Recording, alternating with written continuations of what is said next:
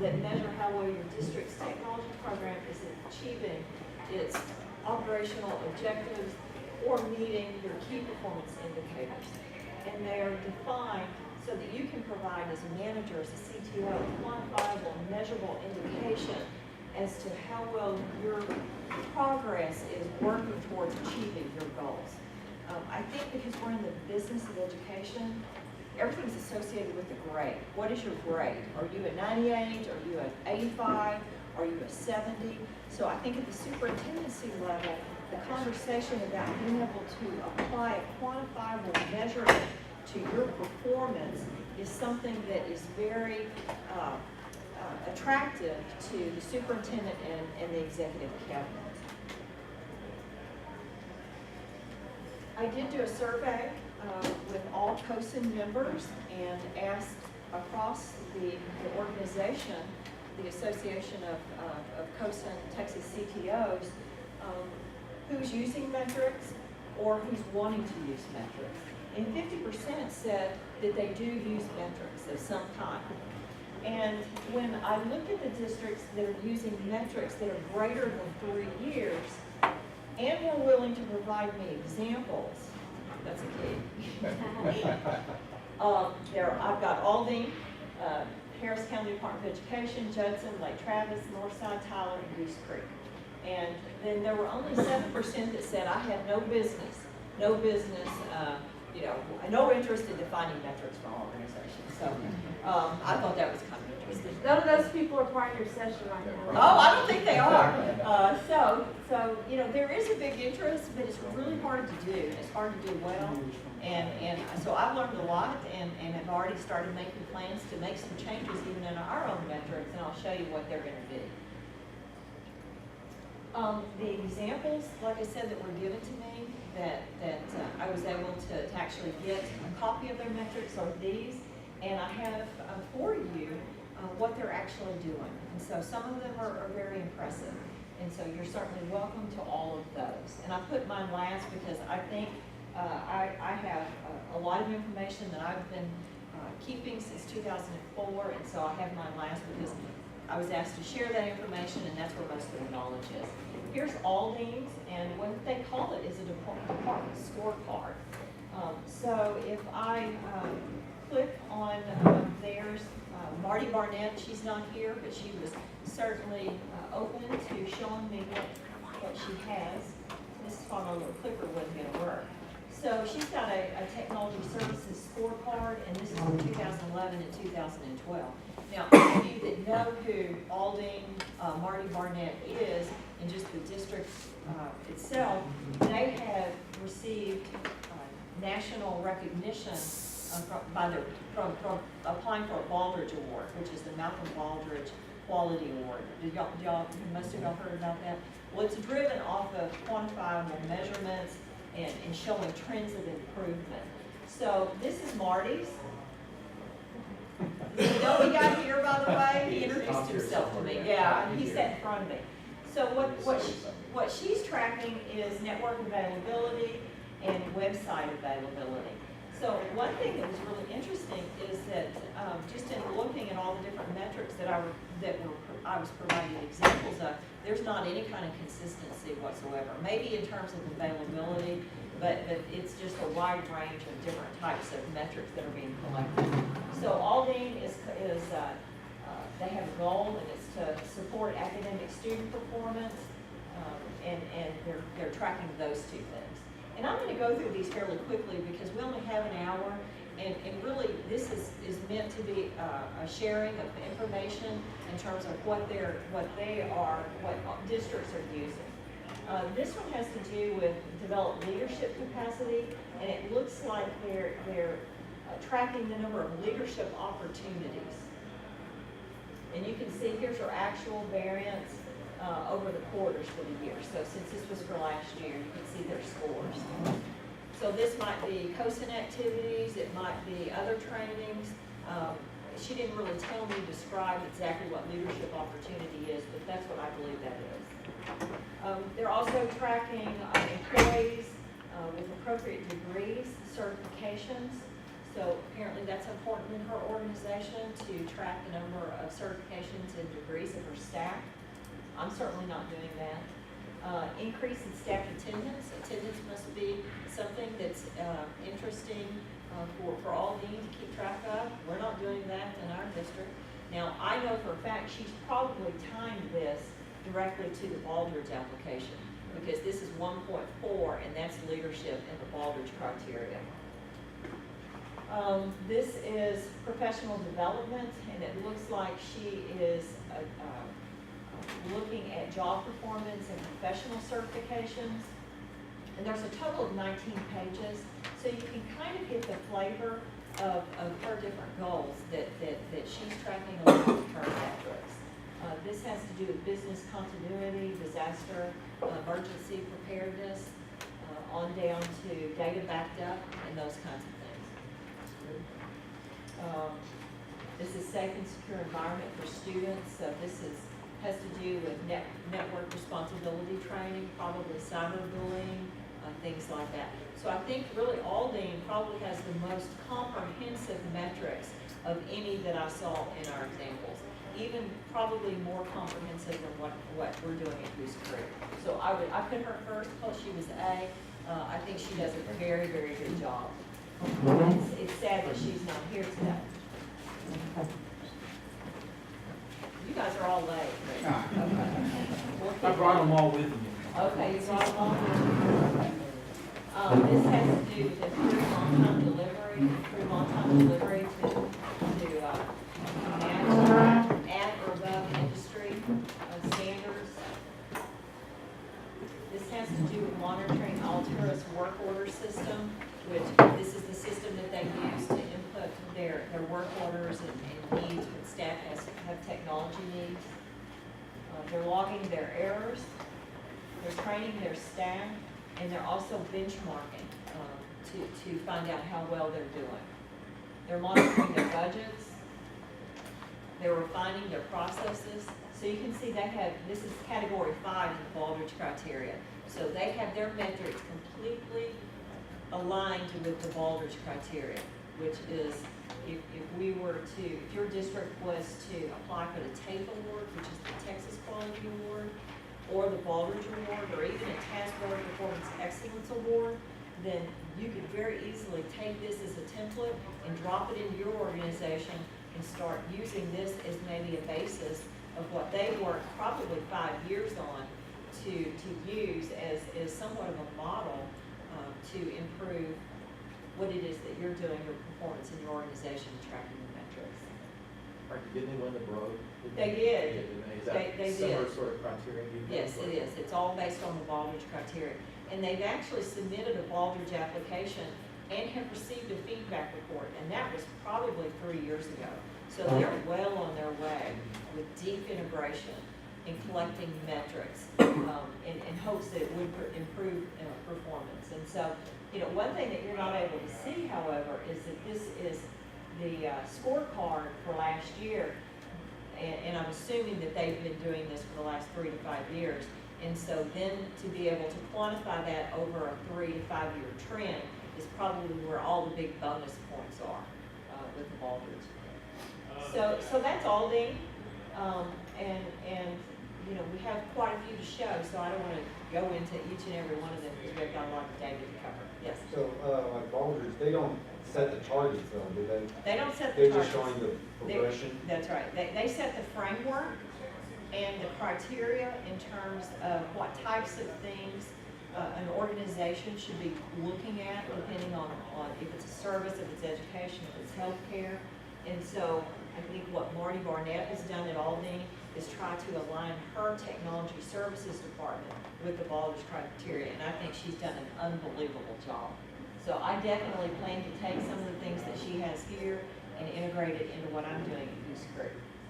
So are there any other questions about the Baldridge criteria or about Aldine? Okay. The next one is Harris County Department of Education, and Mr. Schul sent me a copy of their client satisfaction survey. Hello.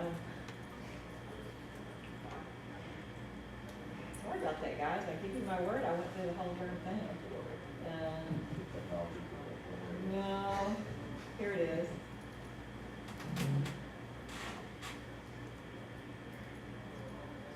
So this is what Harris County Department of Education is doing, and I think this is admirable, and it is a client satisfaction survey, and what I really like about it is that it's very well defined in terms of an objective and their conclusion, and some details about the respondents. They use some statistical analysis, but I would look at this as more anecdotal, and in other words, it's a survey that was conducted, but it's not really based on an ongoing collection of quantifiable metrics over time, if that makes sense. It's like a one-shot deal.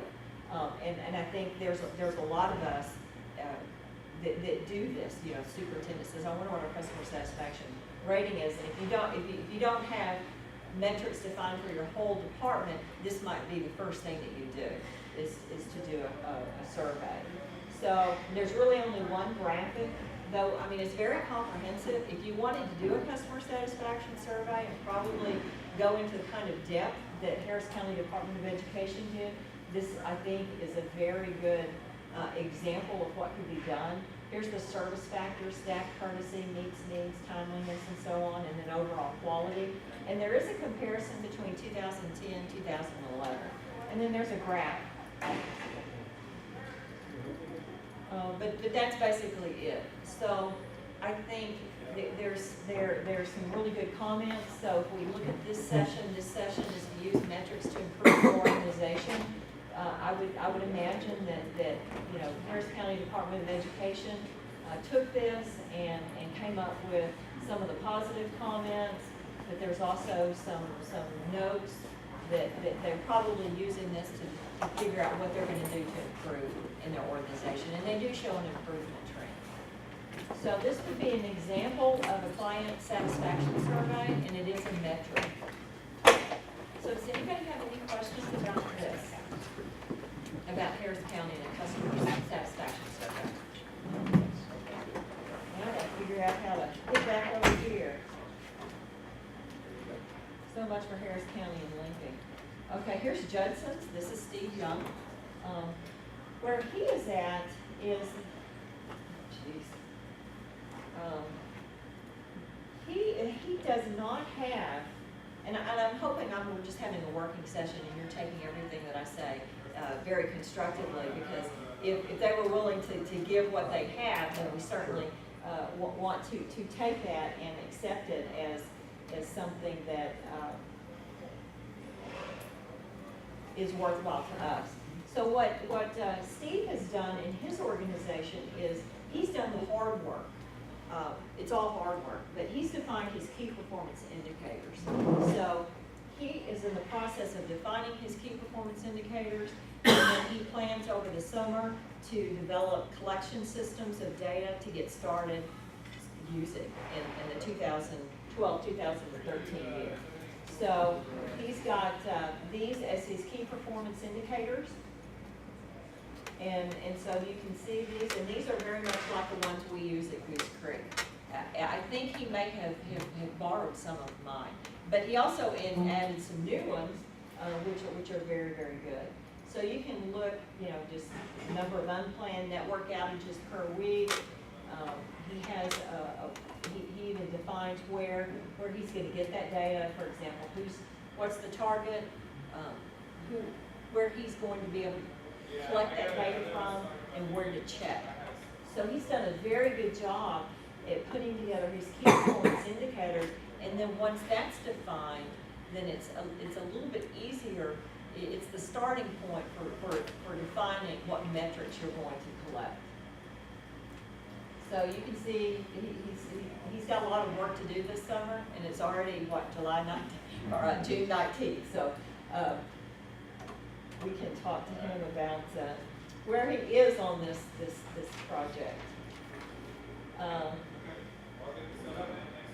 Lake Travis, Mr. Sean Casey sent me what he's doing. However, it's not a graphical representation, but I like what the process that he's defined here. You know, he kind of describes the process. I don't have an example of it, but You know, he says we set our expectations for how we plan to handle service tickets with the team and with staff, and they use their help desk and asset inventory to measure whether they met those targets. They go to outside resources like STAR, that's a good metric that's readily available. It's one metric. They survey end users, so they probably have some sort of a customer satisfaction survey. They use staffing metrics that they update periodically to understand the scope of what it is that they have to support, and then they probably ask for staffing increases based on that.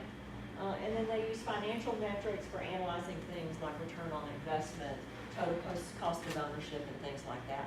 So, though I don't have a copy, an example of the metrics that he's using, he certainly has a process set up, and so this might be a good starting place. This is Northside ISD. I guarantee you guys, I guess it came from a pen drive. I apologize, I'll fix it for tomorrow, my goodness. Here's Northside. This is a gorgeous presentation, I might say. It looks like this is a weekly update briefing, and apparently this is done every week. I know that we do ours every week, and it's a monumental effort to get done, though we have some templates. So this is the integrated infrastructure services. You may want to talk about it yourself. You're doing great. I'll jump in on it too. This is a very attractive presentation, and if you look at, what is being used, they've got calls for last week, and you can see that they were down. That's probably because, we're entering into the summer, and we don't have as many at the campuses requesting calls. They look at their current zone information, calls not assigned, the type of open calls, some that are assigned or not assigned, their production hours lost because of Memorial Day, illness, and vacation, and then some shop repairs, which is probably warranty work. Don't you love how I'm paraphrasing what you're doing? Paraphrasing what she's doing. This is work orders closed by technicians. So she's showing a trend from the first of the year. And this is AV summary, so The this audio is video guys. audio video guys and what they're doing. So she breaks it down by types of work. And work orders closed by the AV techs. Some help desk summary metrics. It shows the number handled, the number that were presented, the average wait seconds, the maximum wait. So these are very nice metrics that show how long users are having to wait for services. Phone calls to the help desk. Agent summary report. So we like the idea that they call their people agents. We don't do that. So, it's agents you can pick up from other people, from other districts, but average logged in time. So they've got some fairly sophisticated metrics related to those calls that are handled, the ratio of the handling over time. And I don't know if there's anything else that you want to say. And all this data, like we exchanged on email, that comes through that Cisco's contact center. Right. So she's got a tool that's helping her generate and collect this data through Cisco's call manager. And so that certainly helps when you have a tool like that, but you can't overlook the amount of effort that it still takes to take that data and then to collect it and to then generate it and then copy those graphics into PowerPoint. It's still an effort, and it's almost as if you've got to have somebody as a chief technology director or director to help you get that done. And the fact that she's doing it every week is also impressive. Who do you present this to? It's actually presented to me. Okay. And so we set this up about 7 years ago. We set up the format for the presentation, this PowerPoint, and each manager is assigned, so like the lead help desk specialist, she goes in and updates these slides for herself every week. So it's really kind of low tech. We have this presentation on a shared drive, and everybody knows they need to go in and update their slides before staff meeting. So they've learned over the years to work around who the last minute people are that go in and, you know, call and get them out before, you know, because I need to save my stuff, and so then they get it all ready to go before our staff meeting on Tuesday afternoons, and then we save them off weekly, we date them weekly, so we have them back through, you know, 2005. So. Well, that's pretty impressive, if you can divide up your work like that. So I do nothing with this other than look at it every week. Just the Okay. managers really go in and update Okay. the slides. Well, that's pretty impressive. They also look at when work orders are created by day, so you can probably measure the workflow traffic coming in. Exactly, so we have a very good idea of when the work order, you know, when the traffic is heavy and whatnot. And the reason there's not a Monday here is because it's the week previous, Yeah. and that week previous Monday is Memorial Day. I thought you may have given it the day off. So here's how the work orders came in. Don't answer the phone. Yeah. And here's how the work orders are coming in, whether they be through email, or fax, or logged into probably your online system.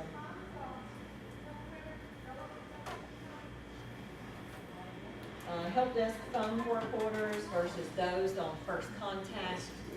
And that one we created, it came through an evolution because really we were wanting to try to increase, not having to reassign somebody to go out in the field to do something. So we Yeah. took, okay, every week the help desk specialist, the lead specialist looks at how many types of work orders can they resolve at the help desk. So if your printer's broken and it requires a part, that's not included in this type of slide. It's, you know, something that they can actually They fix. can And be let's- remotely fixed or fixed on the Exactly. spot or directed as to how to fix it Exactly. themselves. Right. And so, really the real key in what the help desk, the lead specialist looks at, on the right-hand side, you see there's 15 calls that weren't closed on first contact. She goes through every week and looks at those 15 calls and finds out, well, why weren't those called?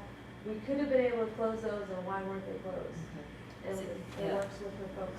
And what you just said right there is where the real improvement Yes.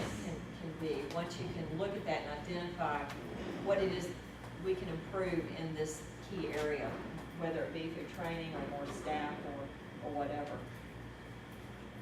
This is by call type, so the types of work orders that are coming in, and from here you could probably then look at, do you need more training, do you need a different product type, do you need a different vendor? There's all different kinds of things that you can ascertain based on these types of problems that are coming in to try to keep those problems down. That's really the heart of where we're trying to get to. Is there anything else you want to say about your presentation? It's very, very good. This is the hardware work orders, and they even do their network utilization, showing the types of utilization that they have during the time period, inbound traffic versus outbound traffic, telephone calls. I have a hard time seeing a little. And then their top 5 issues, and I really like this because now that I know that they're presenting this to you, they're presenting to you what they perceive as their top 5 issues. So this is an all-inclusive, I think, departmental analysis for everything that you manage. It's very, very well done. So thank you for sharing. You bet. So I shared it with my team, and we collected quite a bit of information from it, so thank you very much.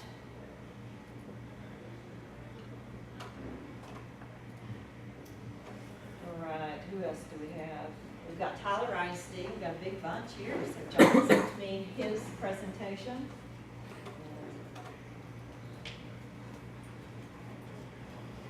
He's got a very nice presentation as well. Look how clean this is.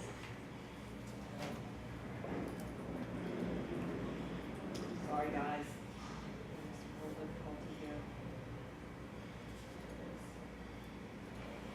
I think, John, you may want to talk about this, but from what I understand, this is from last year's all-encompassing metrics that you completed.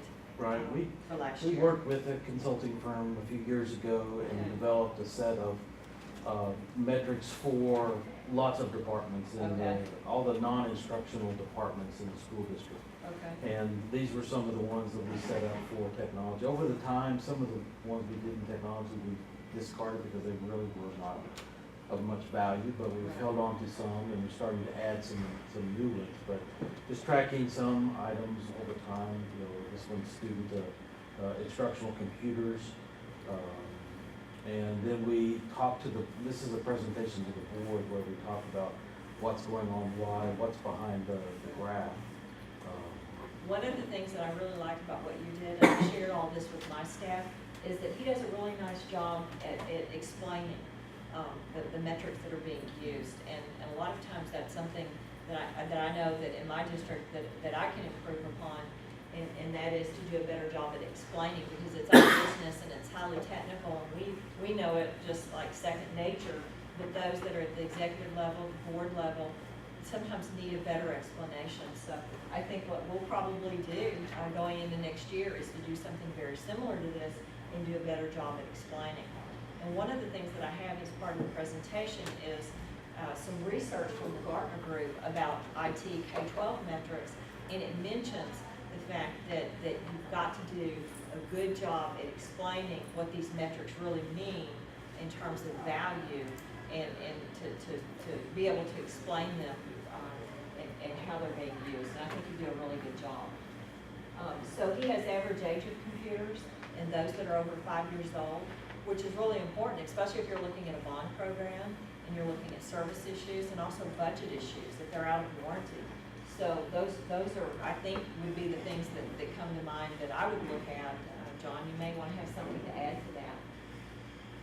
No, I mean, we're watching the dynamic too, as we're doing a lot of virtual computing, even though it's letting us reuse those older machines. Right. But it will put pressure on parts, maintenance, budgets, as we continue to drag out the life of those systems until they finally are no longer really usable to us at all, and then we'll jettison them finally. But it's interesting things to keep track of. This is the number of PCs per service technician. I think many of us may do this, where, you know, if we're looking at staffing increases and being able to justify staff, this is certainly a good parameter to look at. Turnaround time, cycle time for work orders. So how you might be able to improve this is if there's an upward trend that users are having to wait longer for service, or if you've been able to improve that, then the other way around is that you've done something in your organization, whether it be through VDI technology or better training for staff, that users are not having to wait as long for service, or it may be the other way around, that you need to add more technicians to be able to provide a faster response time. This is for teams, student work orders, and I think this is these two people right here. So, they're tracking the volume, which I think is interesting. You know, are you getting more calls and service requests now as compared to you know, over a period of time in 2008, 2009, or not? That's an example one that we've recently added. Doesn't have as much history as others that we have been tracking for a while. Okay. Here's Same the thing for finance work finance. orders, so it's the same kind of graph for finance.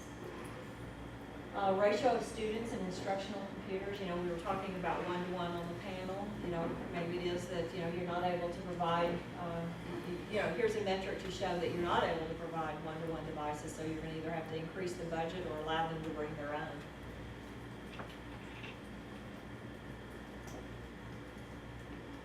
This is ratio of total staff and teachers to technology support staff. I've not seen this one before. I like it. You want to share how you came to? No. No?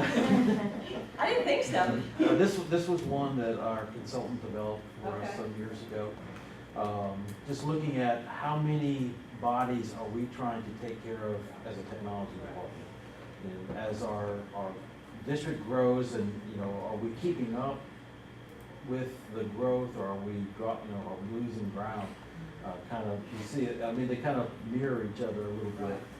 There obviously you don't need as many tech bodies to support all the people out there, but it does need to move along with that, or unless you have some other significant change in what you're doing, you're going to have some serious problems.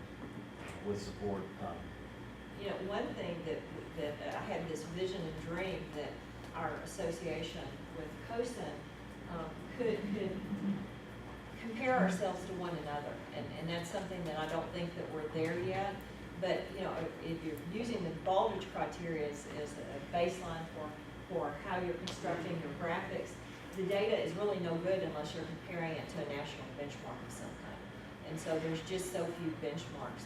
The one benchmark that's out there is actually comes from the Horizon report that I think COSIN sponsored, and it's, you know, 955 devices per technician is the national K-12 standard metric. And so it would really be nice if at one point we could define some standard metrics and compare ourselves and benchmark with one another so that we could then glean out those best practices. But that certainly would be something that would be really nice to have at some point.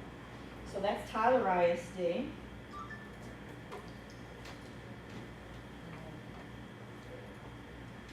Oh, Lord have mercy, you guys are just gonna actually, y'all are gonna fire me. I know you are. Extend your contract. You are. You're gonna fire me. Here's Goose Creek, and what we refer to ours as a performance excellence program. And I'm gonna spend more time on mine because I know it. And I was asked to present, but I don't want to come across as being that I think mine's the best. It's just that I know it, and so we can go back to the others. I kind of gleaned through the others, but I'm looking at the time and we only have 25 more minutes. But we've been doing metrics since 2007, and that's the trend that I have. I have a long history and interest in metrics. It's really all I care about. So it is a passion of mine. Starting back in 1990, all the way up to 94, I was involved with another company, commercial company, and we had a Baldrige initiative, and we actually had a site visit from the National Baldrige team, and my focus was on leadership. And so in business and industry, the Baldrige criteria is something that's widely thought of in terms of management framework. So when I joined Goose Creek in 1994, I brought that with me and all the way up, working very hard to try to quantify metrics, quantify key performance indicators. And so 2010, we did, our departments did win the TASBO Performance Excellence Program Award.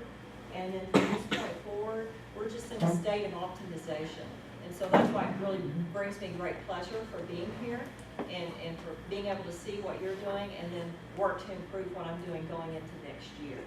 So I really do have a passion for what we're talking about here because I've devoted my entire career to it.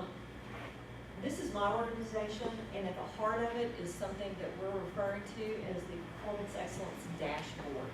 So this is not a hot link, but if it were, if I were to click on this and go to our portal, it would automatically call up our dashboard for the previous week. And I'm going to show you that. We have a Performance Excellence Dashboard that shows our metrics over time. So I just cut and paste, this is just a graphic, a screenshot of it, but you can see that we've got weekly, they come out every Wednesday at 10 o'clock. We also have a monthly, and then we have previous years. And so I call this a weekly pulse, so I'm very similar to Northside in that I have an individual that actually prepares it for me, and then I present it to our team. So it's a little bit backwards, but I don't do the work because it's a big job. And then we have monthly and then yearly. And I'd be willing to bet these aren't going to work. Yes, they are. Okay. See, these are Goose Creek stuff. Sorry, guys. So if we look at 615, I didn't generate this for you. This is just integrated in the way that we do work. So we're calling it TMS scorecard, and this actually goes to the superintendent level. So I'm able to look at our 16 key performance indicators. We have a lot of different lower level indicators, but these are what the superintendent and the executive council and the board has deemed as those that are most important to them. And so we look at things like an overall score. So last week our score was 99%. It's not always that high. I'm not gonna say it was a fluke last week, but, oh boy, here's Adobe again. No joke. So we had a 99%, and that is generated from the 16 key performance indicators. So we look at customer satisfaction, system availability, computer, peripheral, emergency work orders versus critical, instructional, administrative, all the way on down to productivity, time accountability, direct support, instructional time allocation, wellness survey of our employees, and then our training effectiveness, and then centralized backups. I did get 103% out of time. Because we've got 3% of our people working over 40 hours. Okay, So, yeah, That's all? Yeah, like, yeah. So every week, every week we look at customer satisfaction, and this is based on every work order. So it's not just a once-a-year survey or once-a-month survey. It is with every work order that's completed, as part of that process, a survey goes out and is generated where the customer can rate our services. And so what we do is, if the customer does not provide survey, we assume no news is good news. And so we have, we give those work orders a 4. If it is that there's any that are needs improvement, then I address those myself. Same thing with poor, and then some excellent. So I think an employee really has to go out of their way for a customer to fill out the survey and give them an excellent. You said a 4, is a 4 your best rating? or- A 4, no, 4 is a good. I mean, satisfied, yeah, it's satisfied. Is that 1 through 5? Yes, 1 through 5, yeah. So 4 is good. Who wants to be a 4? We also track all of our availability for all major systems.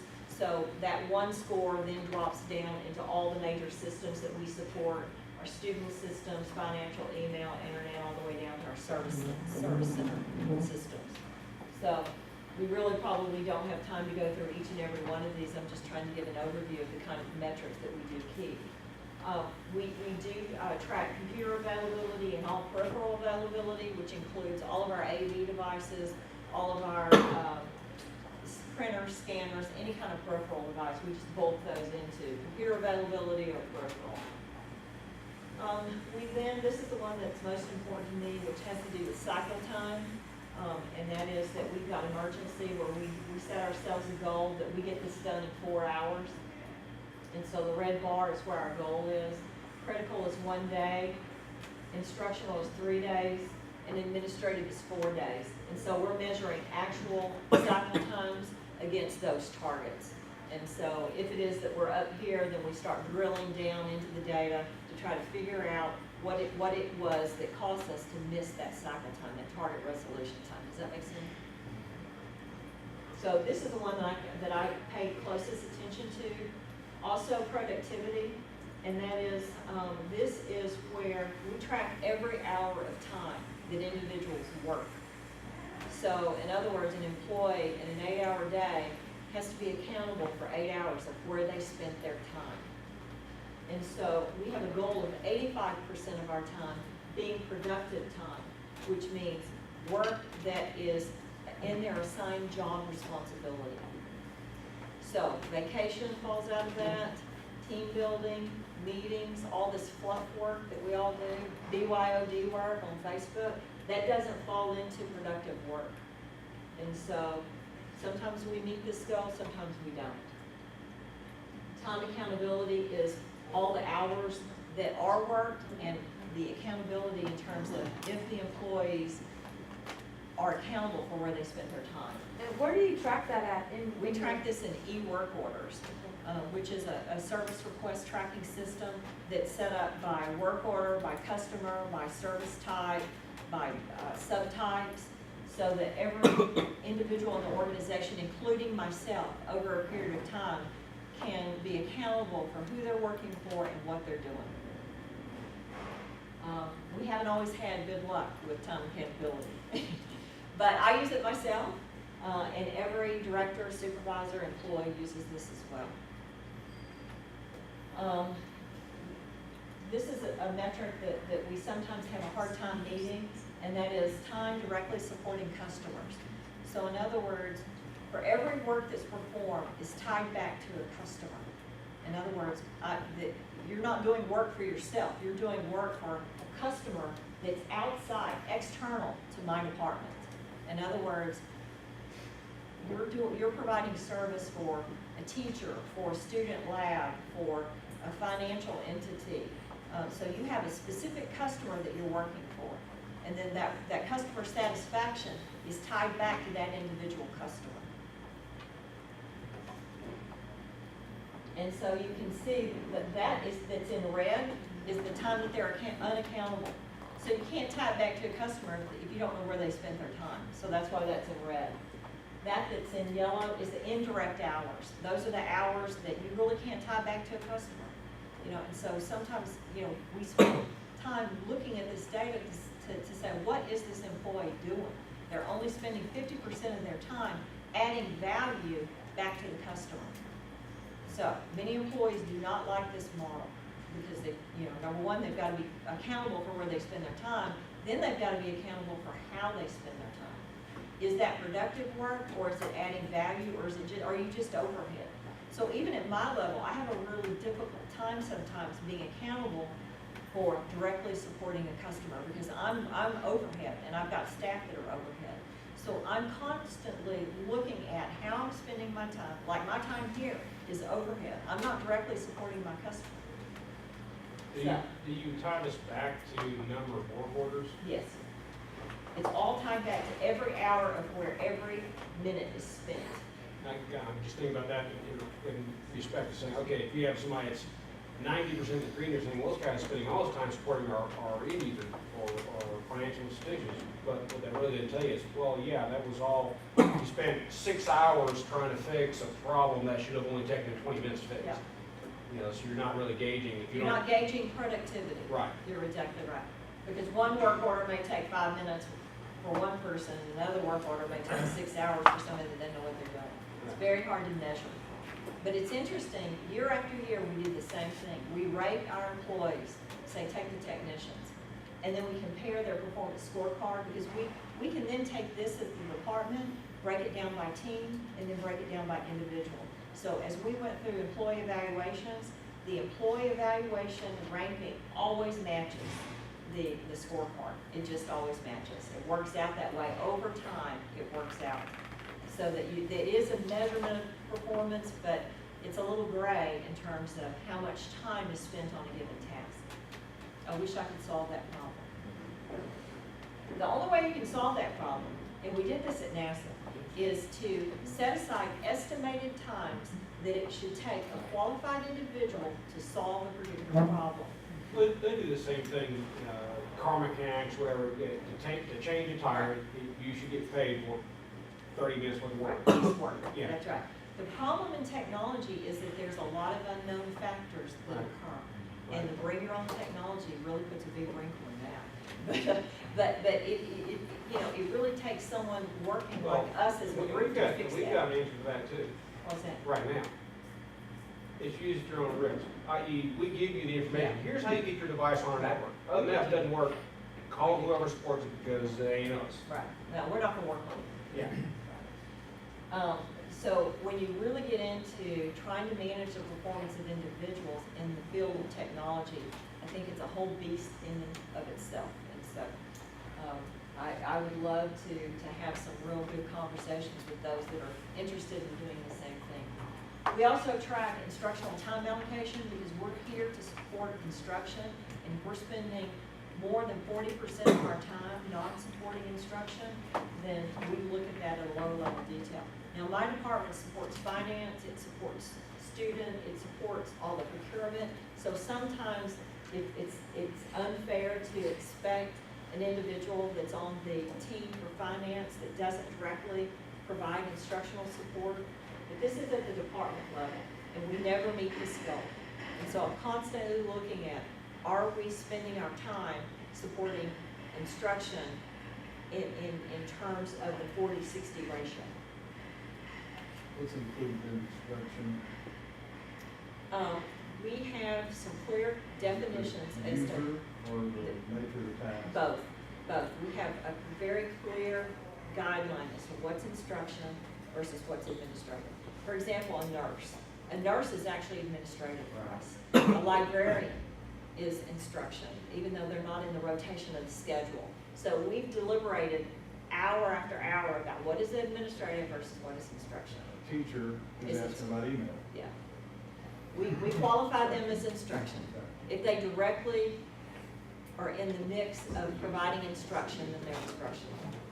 But when, just strictly an observation, if you say you never meet this metric, doesn't that then imply that your expectation of the metric is not realistic?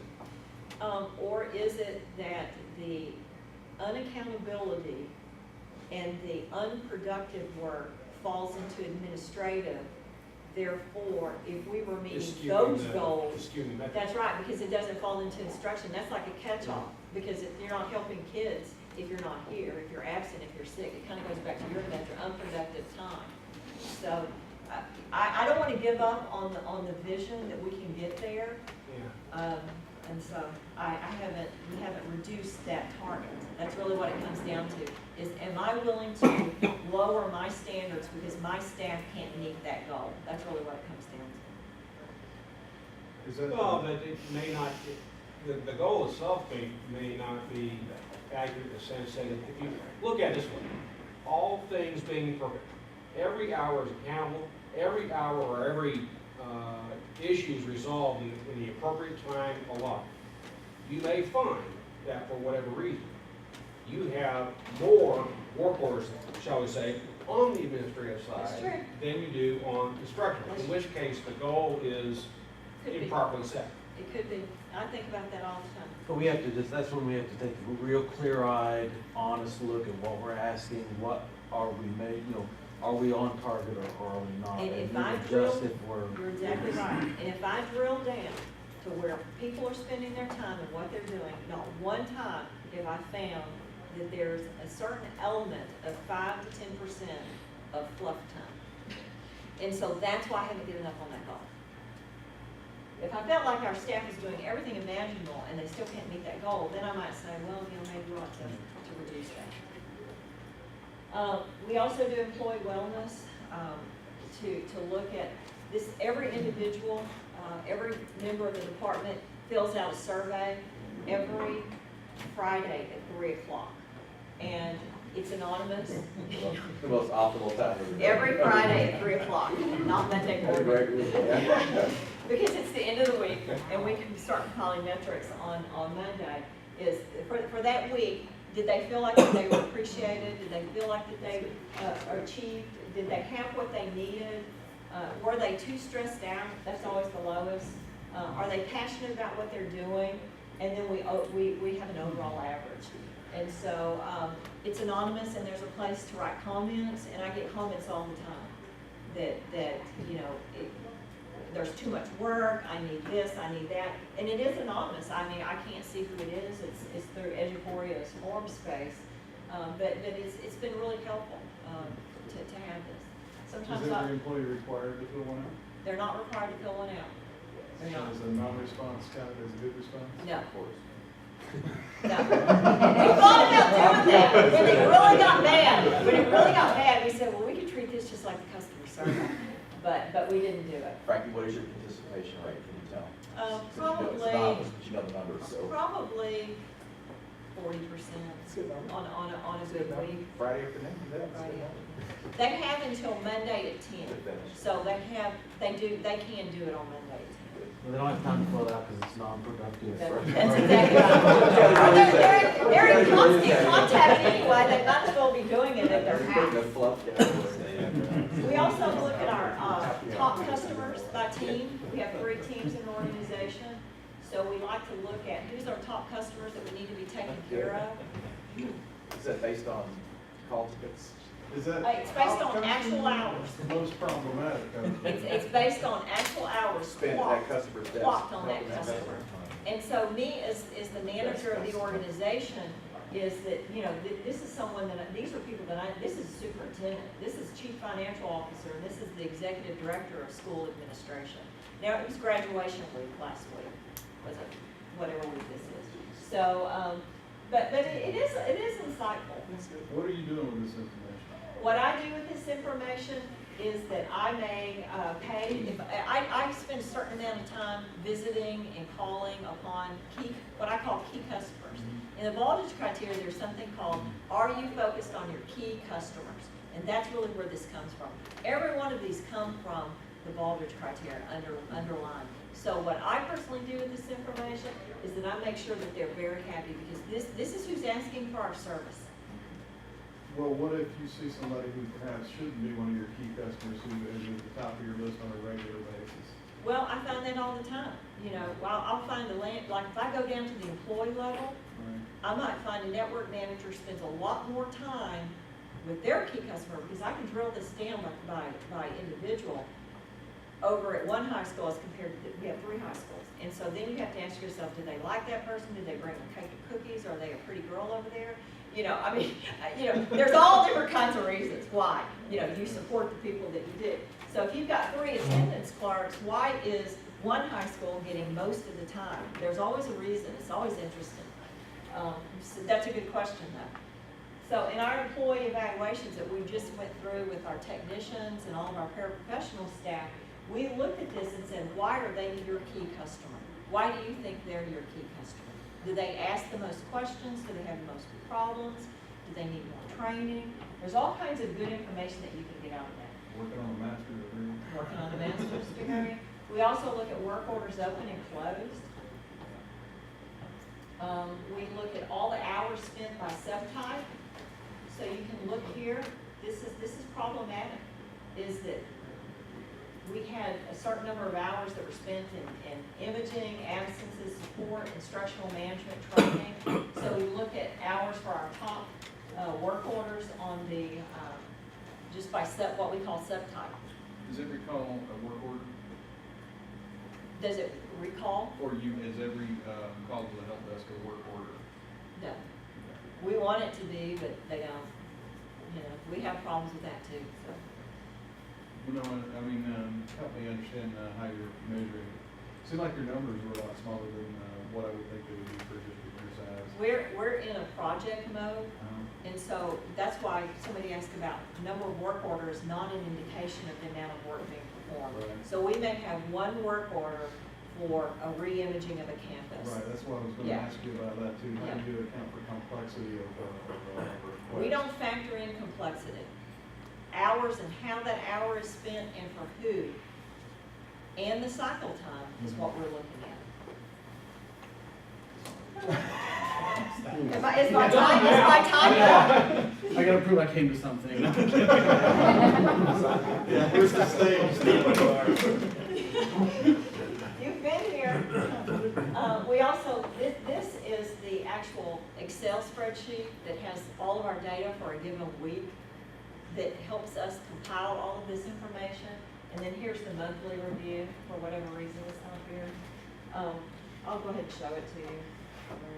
While you're digging that out, you said that these metrics include yourself. In other Yes. words, my assumption is it includes everybody from your lowest level tech through your top echelon, your support staff. Yes, it does. When you refer to hours, I don't know how your staff works compared to mine, but me and my staff, I mean, I couldn't tell you how many times at 4 a.m. I'm at home working from there after full day at the I office. count Do for that those, time. those hours Yeah. get included? I do. Because it's time on the job. Yeah.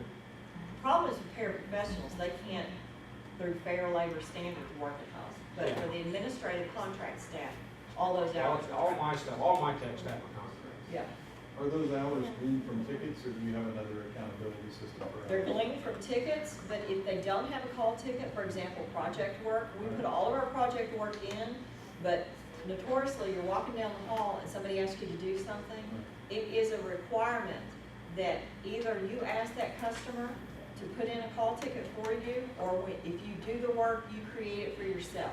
And here's the rule of thumb.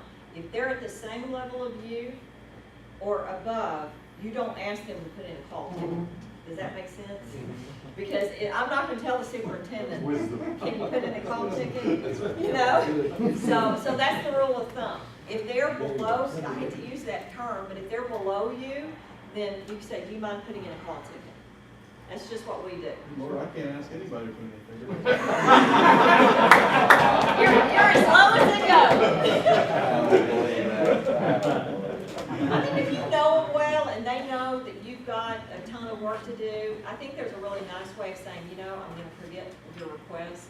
I'm in the middle of going to a campus, can you put in a call ticket? But you have to pick and choose.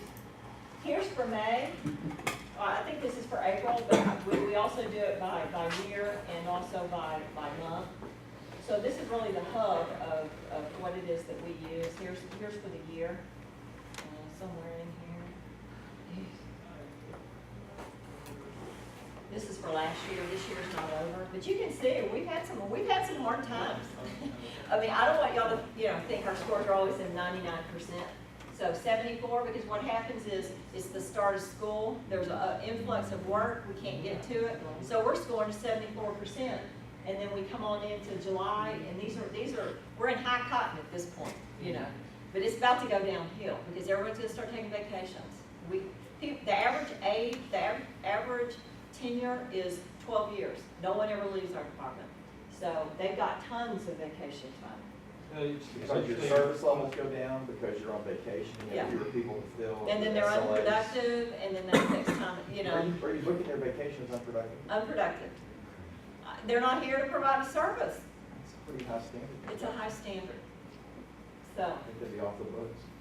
no, it still counts. Even the weekends count. Just go And the wrong. service time. Sleepy? Even the weekends count. Exactly. Oh, well, the point is, Isn't that a heck of a deal? why don't you go back and tell everyone else? Finding a new vacation. Relatively. They don't leave though. They don't leave.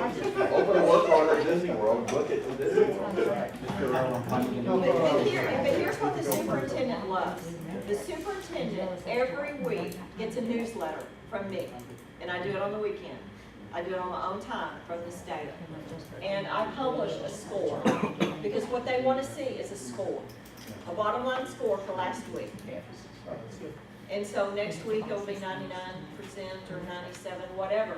So I can say at the close of the prior week, our department scored a performance rating of 98%. And they love that. And then I also list some of the other things.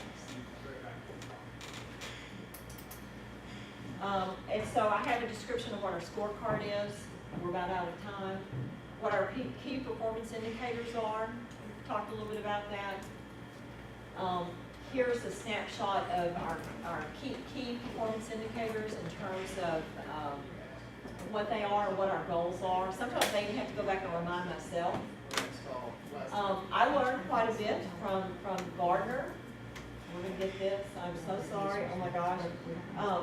It's on the internet, but I have it included in my folder. And it talks a lot about, and I didn't spend the time to like research this on my own. I only did it because I was doing this presentation. But I would encourage you to find this because it talks about K-12 technology metrics for a stakeholder audience. I don't know if y'all have seen this, but it talks a lot about how to describe them, what they found in their key findings. And that is, perception is reality. You could be doing a fantastic job, but if the perception is you're not doing a good job and you don't have a score to prove it, then, what you're doing may be insignificant. Suggested metrics or just Suggested process? metrics. So there's a whole list of suggested metrics that you can look at. And we took this, and you can see, we're about out of time, but we took this and defined new ones. So I looked at what all of y'all provided me, and then what was provided in Gardner, and then I'm rolling out a new set of metrics for 2012-2013. The only other thing that I would share is that our superintendent ties this to his board goals. So in other words, these are the superintendent goals. So I haven't made this up myself. The superintendent's evaluation is tied to 4 goals, one of which is technology. So if I don't meet a 95%, his evaluation is going to be based on it. And so that's a pretty heavy weight to carry. So, for last August to February, this is actually the presentation that I gave to him. We achieved a 96. That's not too far from a 94. A 94, he gets in trouble. Fortunately, he's retired. But we're required to go to the superintendent conference room and to give him our scores. And so this is the presentation that I gave to him at that time. So we were 96%. And then you can see here's customer satisfaction from August to February. And at the end of June, I'll have to update this and show some other metrics. You can see under system availability, we didn't meet those goals. And I have to be able to tell him why. You know, I think at one point I saw around 215 work orders in a time frame. 4 or 5 bad evals, very bad evals, could skew a lot of your scores, right? It could. So what do you do when that happens? Do you visit with the person and you amend the score if they would agree to amend it, or do you say, nope, let's just take it on the chin and move on? The data is what it is. And we just have to take the heat for There's it. no redo on the customer. You say, can we make this better for you in some way? There's no redo. Okay. Never have we gone back and redid. You could open another work order. I'm Fix saying- this sheet, I'm send it to us. You know, New survey. just between us, To neutralize it. just between us, the law of averaging takes care of all the issues. Right. Because yeah, it just does, you know. I'm not on a 216 sample. Yeah, that's true. But our average work order is up around 500. So, Per week. per week. So you can see here, I'm not going to go through every slide, we're out of time. But that's what we're doing at Goose Creek. I'm proud of it, and I am looking to build upon what I've done based on your input, and would love to have a working conversation with anybody that's interested in taking this to the next level. Thank you. Oh, yeah. You can charge this construction. Yeah, how am I going to charge this anyway? Construction, you're teaching us. Fantastic. Yeah, long day, right? My name is Chuck, I'm with It's Learning, and what I'm going to do is give you guys a little brief overview of our learning platform and how it can be used to kind of better outcomes in education. A little bit about us and who we are. We've been around for a little bit over 10 years. I actually started as a master's project in Bergen, Norway, with 2 guys that decided they had a better way than some of our competitors of doing disruptive education in online classroom. So they actually came out with their own product. And if you look at the world statistics as far as the best educational systems that are out there, ours is those European countries, Scandinavian countries in general. And we just happen to have a very large footprint in those countries. And pretty much anywhere you go over there, you get off whether it's off a plane or off a boat or wherever, somebody says, oh, you're with It's Learning, we use your software in our school. So pretty much we're recognized globally over there. We've been in the U.S. now as a company for about 2.5 years, and been growing ever since. We just added 15 folks back in December, and just now getting into the Texas market. So that's why I'm here today to kind of talk to you guys a little bit about what we have and how we do it. So what I'm going to do is actually log in to the site where my kids go to school at, which is right outside of Cincinnati, Ohio.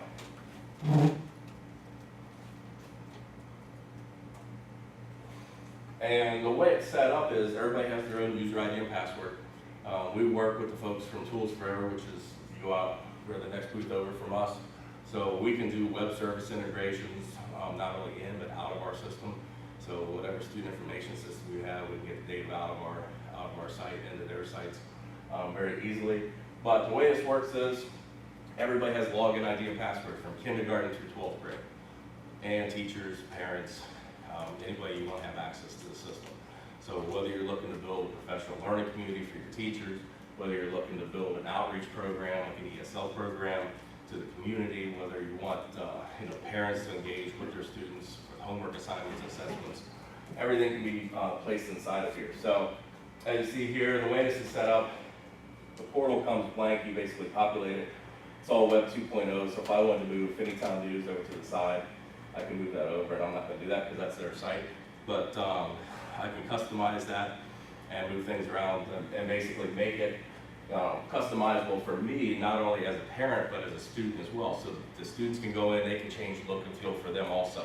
So if the students want to go in, they don't want to see Finneytown News, but they want course notifications, they'll be able to see what's been changed inside of every single one of the courses they participate in without going into the course itself. So we're a little unique in the fact that a lot of systems require you to go into the course, then you gotta go see what's been updated and things like that. This basically provides you that notification automatically. So if I wanted to go in and see what the latest and greatest news is, I can actually go in here. This is actually a survey that was done in geophysical sciences. If I want to see what that survey was, I simply click on it. And as a student, it takes me right to that survey. I can participate in that survey right there. And actually, since I'm in as an administrator, I can see it from the admin standpoint. If I want to go into a couple of courses just to show you how it would be set up, this was actually my son's 7th grade science course. And they started using this back about November of last year. And as you can see up at the top, they have their frog dissection video. That was the last thing they did in class. And basically they're using it as a flipped classroom model. So the big thing was they sent the kids out, they said go out and review the video ahead of time, make sure you know exactly what to do as far as safety goes, as far as lab goes, when you come back in, because this is going to be your first real experiment in 7th grade science. You know, kids holding scalpels and things like that. Usually, somebody tends to get cut somewhere here and there, but basically trying to make sure that the kids understood exactly what they're going to be seeing ahead of time, so they don't have the queasy stomachs, especially after lunch, when they come in there. So basically, that was a frog dissection video. Again, links out, so you get diversity of life, links out to different websites. And inside of here is a course plan. And to us, it doesn't matter whether you're using TEPS or Common Core or Ohio or Indiana standards. It doesn't matter. We have all the different standards that are in here. You can put your own standards in here. But really the goal of this is build a curriculum map that can be imported and exported. So what they're doing is you take your topics of study. I'm just going to scroll down here a little bit. So here's the lesson is on groundwater contamination. Here's the warm-up exercise that they worked on. When they taught that, the number of classroom contact hours, the learning objectives that are tied to that. And again, to tie an objective to it is simply just clicking the plus sign. You go out, you find the objective that you want, you highlight the box, and you hit OK. So for teachers to use this product, a ramp-up time realistically is a 3-hour training session. So you see a lot of folks, they do PD on Moodle and other products out there, and they do Moodle and Moodle and Moodle and Moodle, and they still have a 10% adoption rate. We have an 80% adoption rate after the first year of teachers using our product. It's very easy to use. It's one of those things. You can click the green plus sign and use a mouse. Pretty much use our product. Once you've got your learning objectives, then you bring your resources and activities in. And from there, you can use the grouping functionality in here to use differentiated instruction to your student groups. So if I have a gifted program, if I have my SPED kids, my bubble kids, RTI, I can prescribe content specifically out to those student populations. It's all transparent on the back end. The kids have no idea that they're all getting different worksheets. It just shows up as an assignment for them to complete, turn in online. Anything that's turned in online can be graded online. So teachers don't have to take papers home with them and grade all those papers. They can sit down at their computer, they can do it at Starbucks, they can do it at Panera Bread, wherever they happen to be at with an internet connection. I can do it on my iPhone and log right into it because we're browser-based. We're not app-centric, we're browser-centric. Everybody is really tied into the whole app thing. We'd rather support browsers, and it doesn't matter to us whether you're using an iPhone or an iPad or the new Microsoft device that's coming out. Doesn't matter, as long as you have a browser, you can get to our software and use it. I'm on Chrome here. I've got Firefox up as well. I can do Opera, Mozilla, it doesn't make any difference.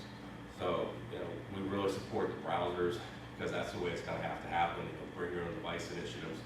If you're trying to do apps, you never come up with an app that works on everything. It just doesn't happen. So, once the content is there, it can actually be shared as well. So if I wanted to go in, and from a student standpoint, if I want to see this PowerPoint, they're using Prometheans and smartboards there. The teachers actually teach from the board, so no longer do they have to go out to different websites, pull all their content together. Once it's here, they teach directly from the board. If the teachers aren't there and the sub is there, they still can teach from the board because the sub can pick up right where the teacher left off. Makes it very easy to do. The kids can actually go home, and if I want to see this PowerPoint, I can actually just click the button. As you see, there's different viewers there as well. So you don't actually have to have the software to be able to do that, because Microsoft has those free viewers out there for the Mac PC as well as Linux. Once that's downloaded, I can simply click on it, and it's going to open that up when it's finished downloading. A little slow connection, but once it's finished downloading, it'll open that PowerPoint presentation up. So I don't even have to be at school to be able to see what's going on in the classroom. So if you have homeschoolers, it's a great way to bring those students back into the classroom. If you have kids that might be out, somebody breaks a leg or something playing football or basketball, they don't have to miss what's going on in the classroom. My son was fortunate enough to go with me to our company trip back in January to Norway, and he was able to connect in with the rest of the kids in the classroom, didn't miss a beat. So, you know, he was able to be the roving reporter, so to speak, for the week, and actually share what he was doing as far as his experiences go. So he had his little iPad with him, and he had a little camera going up and, you know, walking up and down the streets, and showing folks, you know, what's going on around the world. So, all right there. Some of the other things that we have built into our product is e-portfolios. It can be used for a couple different things. It can be used for the students as well as the teachers. So teachers are always looking for a way to communicate with parents, and you know, how do you build teacher web pages, how do you keep them up to date. Basically, it's a WYSIWYG editor, what you see is what you get. I can actually come in here to the About Me section.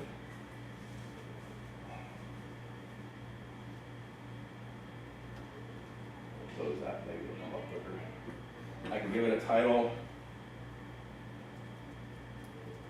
And one of the things that we have in here is the ability to not only bring in files from my web files and images, but we have audio and video recording devices in here. So if you look at this from a foreign language standpoint or an ESL standpoint, or if you take kids that might be sped, they might not be good typers, they can actually communicate via audio and video recording in here. All I have to do is click the button. That's not up there because I'm opening my little code, but basically if I have file space on the server, I will be able to record that and save that directly inside of there and insert that in. So the students can participate in that in threaded discussions, they can participate in here. Teachers can use this to build their own mini Khan academies. They can be connected to any type of web camera, so it could be an Elmo. So if they're doing a frog dissection in class, and you might have some kids that are out sick that day, all you gotta do is hook your little USB camera up, point it down there, record what you're doing in the classroom, it saves it, they can link it directly inside of here.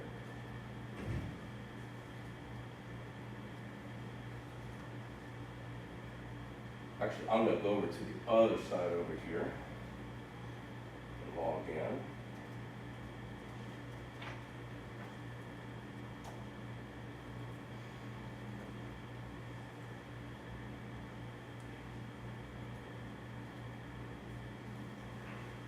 So what we also have is the ability to add mentoring in here. So we can actually go out and add individual learning plans for all the students in the district, not IEPs, but ILPs. And the difference is everybody's looking for career pathways, everybody's looking for how to better the student's education, make sure they're on track to graduation. You know, studies have shown if the kids aren't good readers by 3rd grade, you know, the chances of them going to be in the state facilities by the time that they're adults is astronomical. So, you know, they have to get these kids as good readers, you know, by 3rd grade or have intervention in place. So this allows you to do that. You can actually go in to the ILP and you can pick a student. And if I want to see what Raymond's up to, I can simply click on Raymond. Here's the spring 2012. And basically what happens is the guidance counselor, principal, or teacher, whoever sits down with Raymond, they come up with competencies, goals, tasks for him to work on, an area for him to reflect, an area for the mentor to reflect, and an area for mom and dad to reflect as well. So this is a community portal. It's a great way to get mom and dad involved with their students' education. You can actually do an intervention a lot faster using a platform like this than just regular parent-teacher conferences, because then you have an easy way to communicate with them. It's all right there. They can use the drop-down list and once it's published, that's Raven's plan. A lot of folks are saying, well, how do you get the emails out? Well, we actually offer 3 different ways of having emails inside our platform. We do Google integration for Gmail, we do Live at EDU, we have our own email system in here as well that's limited to inside the platform. So even the little kids can practice their tech skills by being able to email the teachers back and forth, and they don't get any outside email coming in. So, as a student,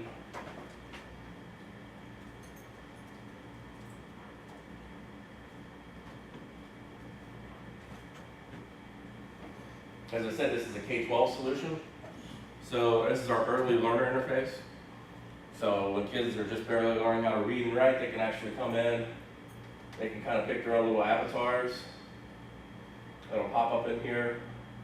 They can actually change the screen from the little soccer guy to the princess.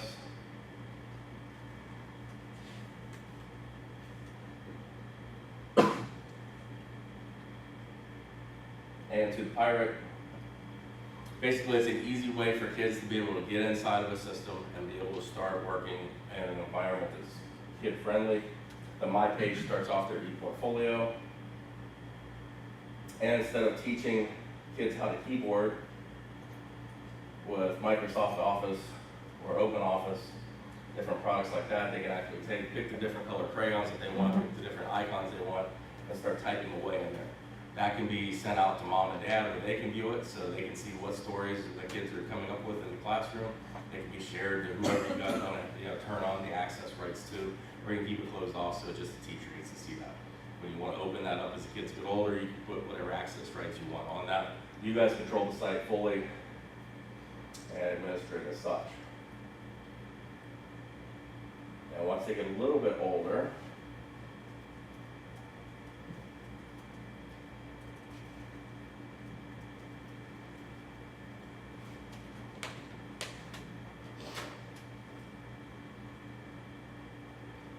they come into this site, or again, the skin has changed. There's actually 3 or 4 different skins that you can pick and choose between the kids. And then when they're brought inside, they actually are taken to the building they belong to. So you don't have all your kids mixed up with all of the rest of the kids. You know, the little kids mixed up with the high school kids back and forth where they can be in contact with each other. It's all done by buildings. So again, their courses are here, their little e-portfolios here, their homepage, their little dashboard they can customize, and then the district page, which will be up here.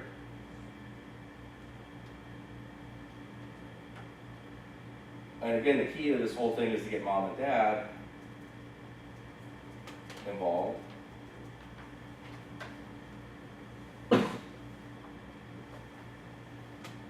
So they can actually log in with their unique user ID and password. They can see all their students in the classroom that they have with one user ID. They don't have to have one for each one of their kids. And just basically clicking on one of their students, they can see that ILP. So here's the individual learning plan we looked at earlier for Raymond. His activities that he has, his tasks that he has to complete, his attendance, there's behavior tracking, there's reports that you can look at. So if I wanted to see what Raymond was doing in biology, I can actually pull that up. I can see exactly what he's worked on, what he hasn't worked on, what his grades are for those particular tasks. So again, making sure that my kids are doing the work that they need to do to be successful. And as a parent, making sure that my kids aren't just moving around on the Xbox 360 after school playing Call of Duty when they should be doing their homework. Because we all know how that works. Or you have one that's slick like mine that comes home. They used to use packets at the school. I don't know how many guys use packets in the buildings, you know, where they make Xerox copies and stuff, and they send them out on a weekly basis. You think about how much money we spend on making copying costs, ink costs, all that stuff. Put up online as a PDF, let the kids complete it online and turn it in. Saved tons of money in the district. They were using over 100 cases of paper in one building alone when my kids went. They've dropped that down to 20 cases over the past year. So they saved 80 cases of paper. Pretty significant amount of money, especially when the economy is where it's at right now. So if mom and dad want a copy of it, they can print it off. You know, student handbooks, no reason to have it as a hard copy. Let the students answer one question, so I've read this and I fully understand it. Just like an acceptable use policy, it's a record that they've with a user ID and password that they have to be able to get into it. Once they've accepted that, once mom and dad have accepted it, it's stored in the database with a timestamp on it and everything else. Same way with homework assignments. If I turn my homework assignment in, it's a timestamp to the second, so there's no, hey, you know, I forgot to turn it in, my dog ate it or whatever. It's there, as long as they've got internet access, they can do that. A lot of folks say, well, what happens if my kids don't have internet access? You know, they might not have access at home. Most kids have cell phones these days that are web enabled. Even if not, like where my kids go to school at, what they've done is work with local businesses, the local governments, to actually go out and place laptops at McDonald's, at Panera Bread. There's 14 different businesses within a 2-mile radius that they have laptops placed, where the kids can actually go in, check a laptop out, and do their homework online. So not only are they going to bring your own devices to the classroom, they're actually going out to the community and saying, here's what we bought, here's how we want to use technology in the classroom, and here's how you can help us better our children's education. So it's a whole community approach. And what we're seeing is that there's a lot of folks going to that model because, you know, a lot of businesses will even donate computers that they have laying around. What a better way, you know, than a local printer company that has, you know, 4 computers that, you know, they're getting the latest and greatest Macs for graphic design. The other ones are just fine. They put them over in a corner and let kids come in and do their homework assignments online. All right there. I know we've got a limited amount of time, so I'm not going to take up any of that. To save some time. If you guys have any questions that I can answer for you. Yes, ma'am. Is it NORTHSIDE compatible? Yeah, absolutely. So. Yep. And then in Texas, what are some of your districts that are using the product? I've only got 2 charter schools actually that have signed up here, and they are both, I didn't realize they had that in there, little screen but you never know what people put inside things. But basically I've got 2 charter schools out of the Dallas area that just signed up recently with us, and they're getting up and running. But yeah, we're brand new to Texas. How do you price your product? Well, we've got some pretty interesting pricing right now. What we are doing is we're looking for schools that want to be pilot sites for us. They're willing to be cornerstone customers, so to speak. For those schools, we'll basically give them the software. They'll pay for the professional development. Because of the fact that without PD, you're never going to be able to utilize something like this. And we actually won't sell the product to anybody that doesn't want to invest the money in PD. So if you came up to us and you said, hey, I've got 25,000 kids, I want to use this, but I don't want to pay for PD, we'll walk away because it's not a good investment for you, it's not a good investment for us, because basically what we are, it's an annual subscription. So if you're not properly trained in how to use the product, you're not going to use it, you're not going to be happy with it. And we have a 100% retention rate in the US, so. Can you share what that costs For PD, or for the cost per just student? The product, yeah. Yeah, so basically the cost per student, you're looking about $4 a student. Our PD sessions run $800. Okay. So basically for $800, anybody that's interested in using this could use it for a year, try it out, see if you like it. Very nice product. Thank you. Yep. Yeah, there's lots, I mean, we didn't have a lot of time to go through it. There's actually embedded video conferencing in here and everything else, so there's tons of bells and whistles in here. Really the best way to deploy something like this, and really when we work with folks as, you know, field reps, what I do is I'll go out to the district, see what their needs are, you know, whether they're looking for flipped classroom or blended learning, or if they're looking for homework help or whatever they're looking for, and basically, you know, come up with a plan that says, you know, here's the baby steps that we're going to use this for. Because there's so many things that you can do with it. You know, teachers look at it and go like, how do you start? But you talk to the teachers that use this, you know, it saves probably about 8 to 10 hours of planning time a week. Once this is all put into place, they spend a little bit of time, you know, copying and pasting things up into the site. Once it's in there, it's set and ready to go, and it's all tied to state standards. So, and it's all aligned to, you know, whatever you guys put in there.